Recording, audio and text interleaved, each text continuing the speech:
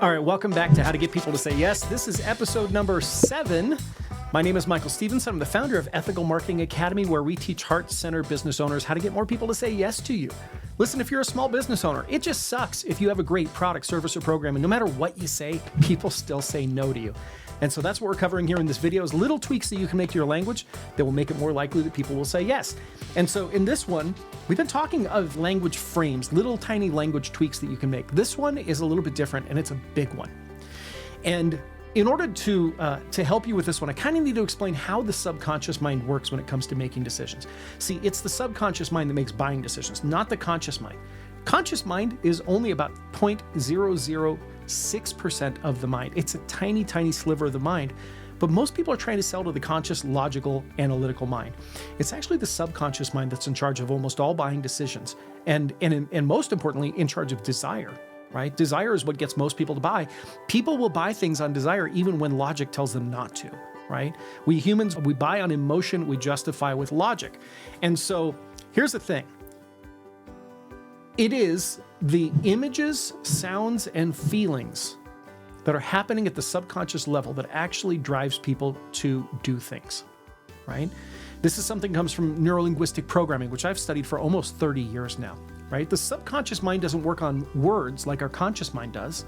It actually thinks in experiences, internal experiences, or what we call in NLP, internal representations of reality.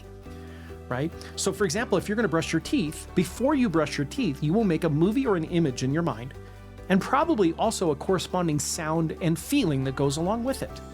Right? And that picture or movie, sound, and feeling, a visual, an auditory, and a kinesthetic, come together and actually dictate what you do and how you take action in your life. Now, most of these visuals and auditories and kinesthetics, right, these picture sounds and feelings, or movie sounds and feelings, most of them happen at the unconscious level.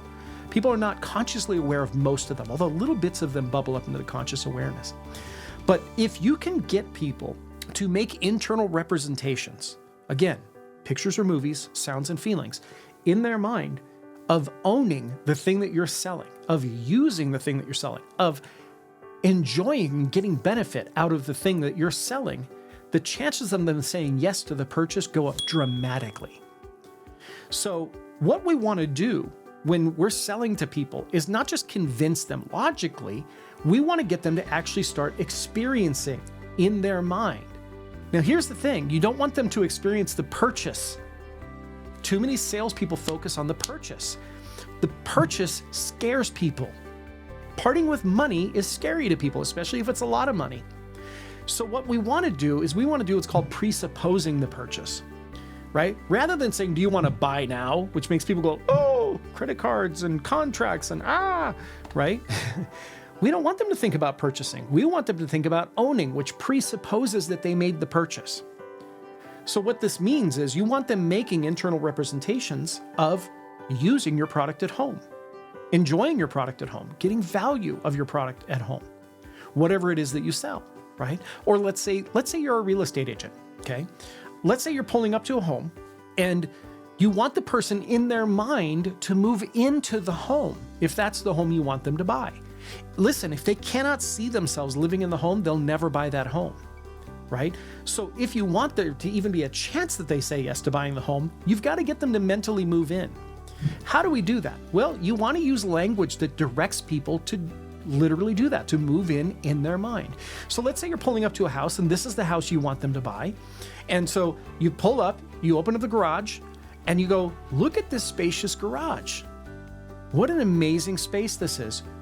Do you think that you would park your car on the left, or would your husband's car go on the left? Now, the way that when people learn about this principle of creating internal representations, the way that people do it, it tends to be kind of blunt, like you're hammering people over the head with it. They'll go, look at this garage. You can see your car in the driveway, can't you? You could see your car in the garage, can't you? And they try to almost like consciously paint pictures, sounds, and feelings for people. But I feel a more elegant way to do it is simply to ask questions. This is something I'll cover in another episode that we're going to talk about, is the power of asking questions versus statements, right? Simply ask questions. And so when you ask the question, would your car go on the left or would your husband's car go on the left? What has to happen is they now have to move out into a future where they've bought the house, where all of their stuff is in the garage, and they have to decide which car is going to go where internally in order for them to answer the question to you. Because the way that language works, when people talk to each other, we first make an internal representation that's a very rich mixture of pictures or movies, sounds, and feelings. And then we delete, distort, and generalize that into words, and the words come out of our mouth, right? So in order to even answer the question, they have to mentally move in. Then maybe you go inside and say, what an amazing living room. Do you think the couch would go over here? Again, I'm asking a question, okay? But in order to answer that question, they have to make an internal representation of being moved in, seeing their TV in the living room, their couch somewhere, right? And again, because you've asked a question, they can't ignore the question, right? The unconscious mind has to process it somehow. It's going to process it into pictures, sounds, and feelings, and then they're going to comment on that. Then you could say, I could absolutely see a swing in this backyard. Wouldn't this be a great place for the kids to play? Right? And now they see kids swing in the backyard. Now here's the real key, okay? The key is this. In order to get someone to buy from you, you need to get them to make 5 internal representations of ownership. 5, okay? And the reason for that is because in NLP, we talk about something called a convincer pattern. Most people need to be convinced a certain number of times before they actually say yes and make a purchase. Okay. Now, some people, well, I will say the average person in the world has a 3-time convincer. In other words, they have to be convinced 3 times mentally before they actually externally say yes and make a purchase. Some people have a 4-time convincer or a 5-time convincer. 5 is pretty rare. The average is 3. Some people have a 1-time convincer. We call these people gullible. They're just automatically convinced by everything, right? But as long as you're doing 5, you're going to cover the vast majority, 99% of people in the world. And again, most people have a 3-time convincer. So if you do 5, it's just an extra 2. But in this case, I've done 3. I've had them see their car in the garage. I've had them see their couch in the living room. I've had them see the kids playing outside in the backyard. I would just want to do that 2 more times before I close the sale. Okay. And so one of the things I'll challenge you to do is get good at asking questions that cause people to move in or own or use or get value from or enjoy your product or service, right? And then the sale is presupposed, right? Presupposed means it's a given. You don't have to worry about the sale, right? Once you can get somebody to own it in their mind, and especially if they're getting value and enjoying it, then they're not going to want to give it up.